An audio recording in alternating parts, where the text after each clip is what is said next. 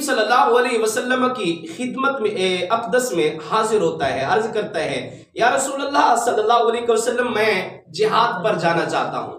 جہاد ایک بہت بڑا عمل ہے، ایک فضیلت والا عمل ہے جہاد، وہ جہاد میں کرنا چاہتا ہوں، آپ مجھے اجازت عنایت فرمائیے گا۔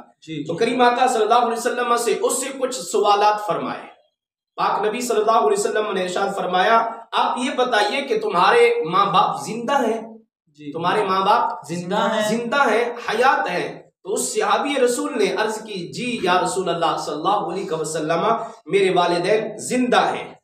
تو کریم آقا صلی اللہ علیہ وسلم نے اس سے پوچھا تم اللہ سے اجر چاہتے ہو، اس لیے تم جہاد پہ جا رہے ہو کہ تاکہ اللہ تم سے راضی ہو جائے، اللہ سے تم اجر چاہتے ہو؟ تو اس نے کہا جی ہاں یا رسول اللہ صلی اللہ علیہ وسلم، میں جہاد پہ جانا اسی لیے چاہتا ہوں کہ اللہ مجھے جزا دے، اللہ مجھے اجر دے۔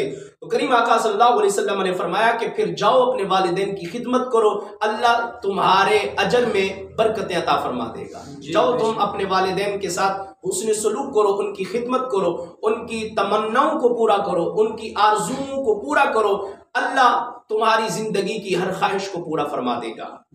یہ صحیح مسلم کی حدیث ہے۔